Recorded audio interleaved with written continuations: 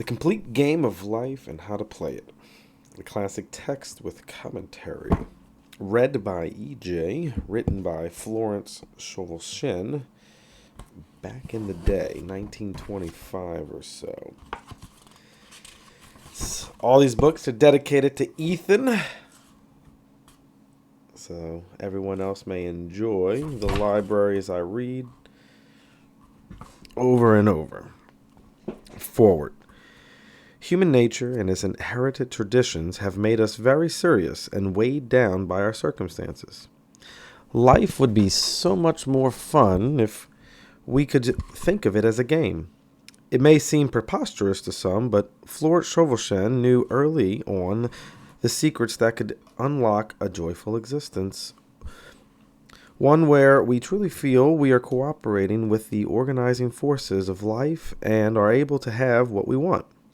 And now Chris Gentry has funneled Shinn's theories and stories into a concrete set of exercises that will help you weave the teachings deep into the fabric of your life and make them work for you. The game of life hasn't changed much, but people have evolved. I think they are now more than ever ready to hear what Shinn knew so many years ago.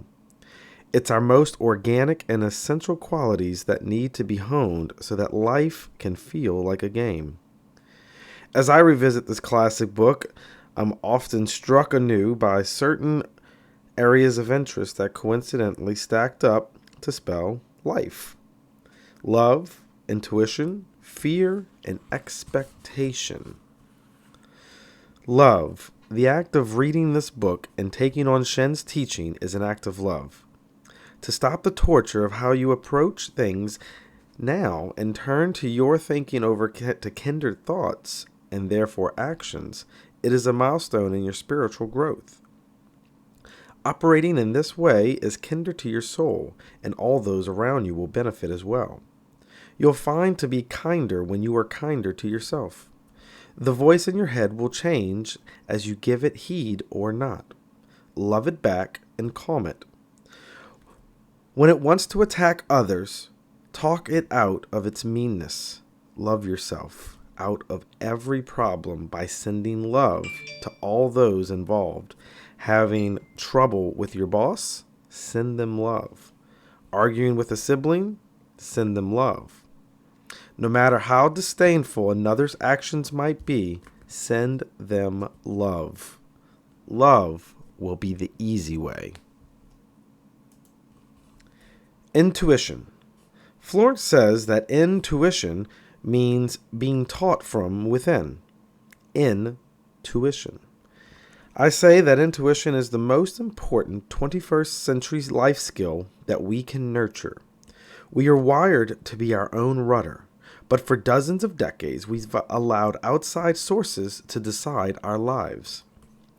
In a world where the rules of work, government, religion, environment, and every system we've come to rely on are in constant flux, there is only one ruling factor to decision-making in your life: you.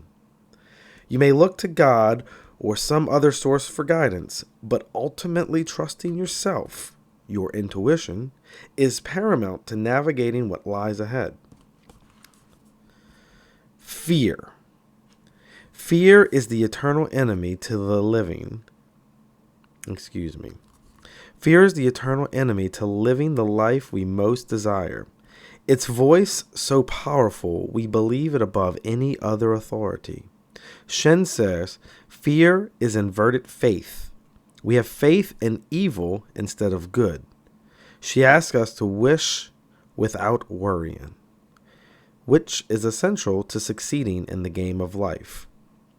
It is easy to believe and have faith for a while. However, as the days go on and the timeline we hoped for evaporates into an excuse to become hopeless, we are being asked to take on a whole other skill set. The belief that the universe has our back and truly wants what is good for us has to be felt in every fiber of your body, soul, the subconscious mind, according to Shinn, to succeed at the game of life. So, This depth of trust directly correlates to our expectations. Faith. Live on Faith Boulevard. You got this. Expectation. I was a born worrier. Maybe that's just part of being the oldest child, or maybe it's a product of a vivid imagination. But I learned to worry as a way to feel safe. Ironically, imagining the worst case scenario and then coming up with a solution tend to enable me to put the fear aside like an item crossed off a checklist. Done. I'm prepared, so no need to worry, I would think. Over the years, as I studied metaphysics and read books like this one, I've worked hard to stop preparing for the worst altogether and just expect the best. We are afraid to expect the best because perhaps we don't want to be naive or get caught up and get caught unprepared if something bad were to happen. Maybe even we feel ashamed to think there's hubris in ignoring the pitfalls, thus my own prepare for the worst but expect the best philosophy. I've allowed that to change, and I hope you will too. As per Shinn, our words and our thoughts are only meant to heal, bless, and prosper. We are to live fully expectant of the results we desire.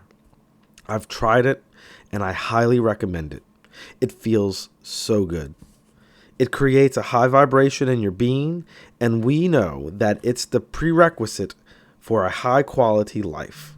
Being fully expectant of all great things harms no one. Over all these years, the game of life hasn't changed, but this book is a game changer. Expect it to change you. Expect it to change you and your life for the best. It's written by Laura Vernon Fortgang. Excuse me if I mispronounced.